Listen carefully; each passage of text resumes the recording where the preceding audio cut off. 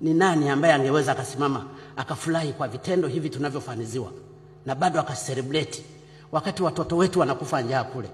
Watu hawana vyakula, saa nyingine hawana maji, mahospitali hawana madawa, usafiri ni shida.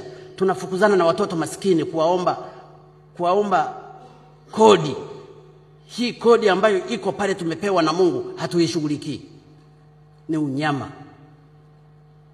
Na kama ni dhambi, hii ni dhambi kubwa. Mimi ndugu zangu, nilipozungumza kwamba hii lazima we have to fight for this, sio kwamba mimi sina damu. Nina damu. Lakini damu yangu haina faida kama wananchi wa Tanzania walionichagua kwa moyo wao bila hata kuwahonga, na Mungu akawabariki kwamba mpeni huyu, halafu nisimame pale nikawe mmoja wa wasaliti.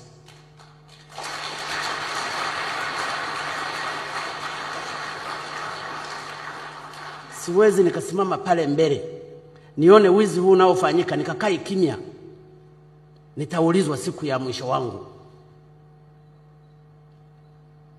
Na ninasema hakuna mchanga kutoka nje.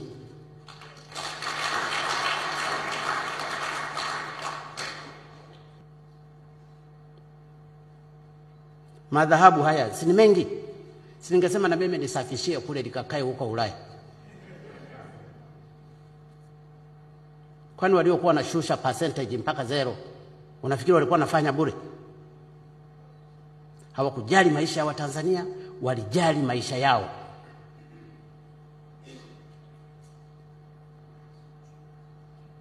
Saa nyingine nikizungumza openly mnaniona mimi mtu wa ajabu.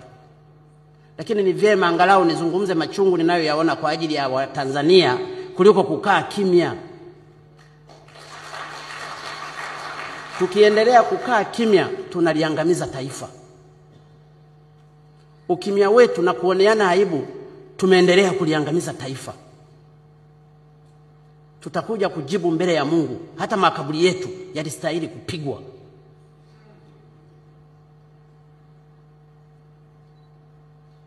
It's so painful. It's really painful. Ukienda leo mtaani ukaangalia watu Kariakoo, nenda Manzese, nenda wapi, nenda mikoani, unaweza ukaona maisha ya Watanzania walionayo. Ni ya mateso. Nenda katika kila mkoa. Mimi nimezunguka Tanzania nzima wakati nikiomba kura. Paka nilikuwa najiuliza kwa nini hata ninaomba hii kazi. Umaskini wa Watanzania wanaokuzunguka. Lakini wanakutuma nendo katusaidie. Kwenye bomba la mafuta la Uganda, mafuta ni yao. Amekuja mwekezaji, lakini wameshare. Wamecalculate ile cost yao, iliyobaki ni faida ya Uganda pamoja na mwekezaji wanashare. Hawatapata 4%. Nafikiri wanashare the interest ya zaidi ya 70%. Sisi dhahabu ni yako, almasi ni yako, Gramford ni yako, mafuta ni yako. Unamwambia chukua, utakapofikiria huko na mimi utanipa. Halafu anakuja pala anamwambia you are so poor, this country is so poor. Benki kuu wangekuwa wanachukua record ya dhahabu hizi zinazosafirishwa. Dhahabu ni reserve kama pesa. Tusingekuwa tunahesabika nchi hii maskini. Na kwenye export yetu ingepanda juu.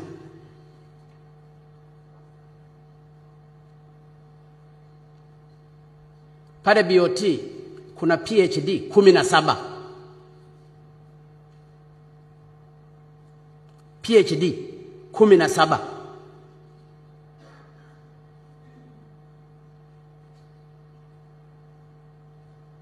These are the results.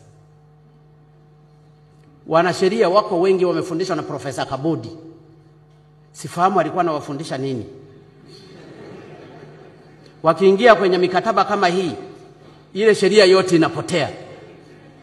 Wanasaini chochote wanachoambiwa. Na saa nyingine draft ya contract zinatoka zimeandaliwa kule. wao wanakuja kuinisho. This is the country. Tumerogwa na nani?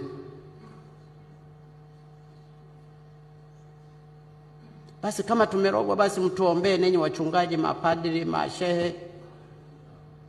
Kama ni mapepo basi yakaondoke. Na ndio maana mtu ukijaribu kuzungumza kutetea maslahi ya nchi, unaonekana you are so different.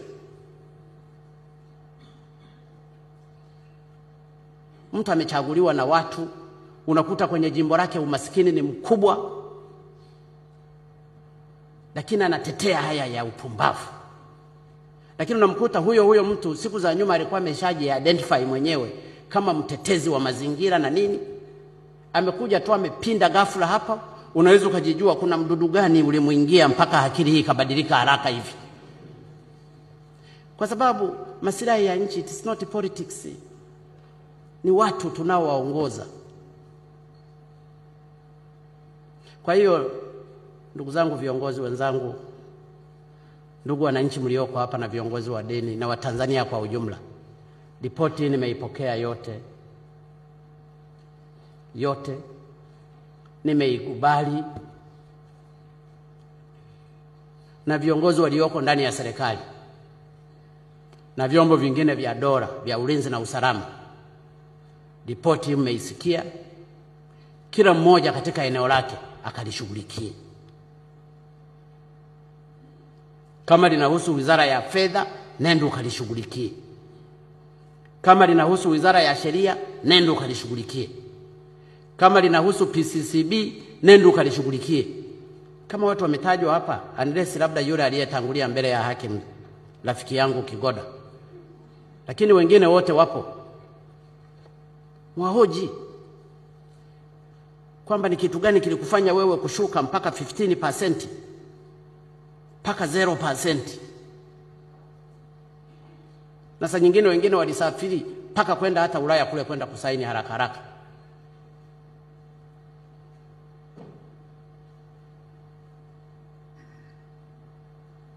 Je, hizo hela zilizokufanya hivi ndio umezipeleka kwenye uwekezaji? Kwa sababu wengine ni matajiri tu ndio wanajifanya wawekezaji, kumbe ni hela zetu. Ili tuzijue angalau hata tuzichukue hizo ziweze kusaidia watu maskini, zikanunue hata madawa. Ni lazima tuchukue maamuzi magumu. No matter yanamhusu nani. Awe rafiki yako, awe ndugu yako, awe nani, we have to do it. Ni kama walivyofanya hawa.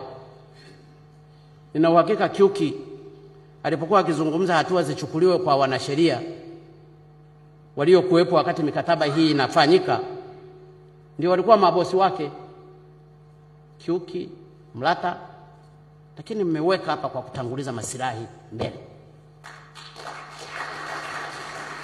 Ndio Watanzania wa aina yenu ndio tunaowahitaji. Ndugu zangu, naweza nikazungumza sana, lakini makontena wanasema yako 20 tu tani, kumbe yalikuwepo makontena mpaka tani 25.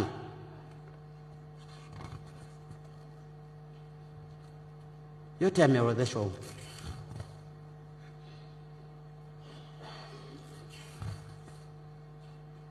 Mtu faida umeipata hapa, halafu unairudisha. Unasema hii ndio tumewakopesha. Mavifaa yao wanayapandisha bei, wanayainflate. Hata kwenye TRA walichokuwa wakidai hawalipi. Wakipelekwa mahakamani tukishinda wanaapili. Tukishinda tena wanapili, wanapeleka kwenye arbitration. Wale wenzetu nao wale wanaohusika na arbitration wanachelewesha. Ninashukuru kaimu jaji mkuu huko hapa. Hii issue tunatakiwa tushikamane kweli kweli. Tukiregea tu, we are out of track. Mwekezaji yoyote anataka kwenda kwenye environment ambayo ni conducive kwake. Environment ikiwa violate, hakuna mtu atakayekuja kuwekeza. Sasa ili kusudi environment iwe nzuri ya raha kwao, they should comply with these directions, no matter wametoka wapi. Mungu ametupa hizi dhahabu, ndio maana tumepewa almasi nini. Baba wa taifa Mwalimu Nyerere alisubiri kwanza kwamba mpaka tutakapofika wakati ule ndio tufanye.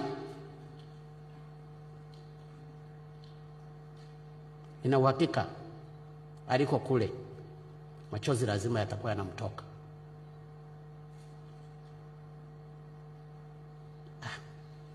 Basi baba.